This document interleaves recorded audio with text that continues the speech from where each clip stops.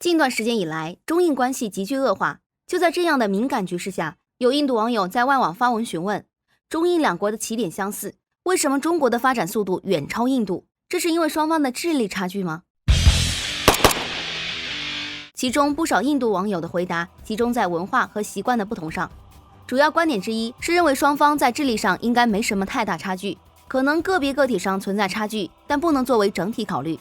中国比印度发展得更快，是因为中国人更加勤劳，有奉献精神，更加自律，对待纪律、团队合作和集体观念有十分独到的理解。这些因素使得中国无论是研究还是在建设方面有很高的效率。如果一个中国人是学生，那么他往往会要求自己去当一个好学生；如果一个中国人是个鞋匠，那他也会要求自己专心在这一行业。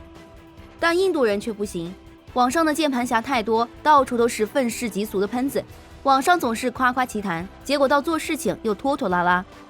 而第二个主要观点则是认为是治理能力的差距。中国的法律、秩序、职业道德、司法体系、教育体系、基础建设、对待贫困人口的态度，这些方面都能够轻松超过印度。这就是为什么印度虽然在起步上先于中国，但是经过几十年的发展，印度却十分缓慢。再者就是西方人总是故意吹捧印度，认为他已经做得很好了，其实就是不想让印度认真审视自己的问题。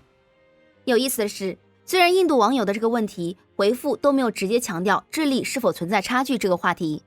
不过在2019年10月份，印度时报曾报道称，海德拉巴国际信息技术研究所通过对大脑图谱的研究发现，印度人的大脑更加小，平均高度、宽度、体积上都不如北方的邻居中国。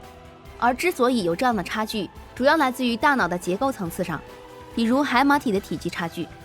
而这份报告一经放出，不出所料的在印度国内引发了不小的争论，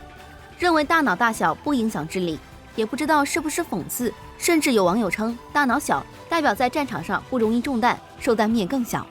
值得一提的是，在这位印度网友的回复中，还有人拿出了一份英国调查机构的调查报告。该报告指出，全球排名中，东亚地区的智力普遍居高位，中国、韩国、日本等国在105以上，欧美次之，平均在100点，美国是98点。在亚洲其余地区，印尼只有87，印度最低只有82。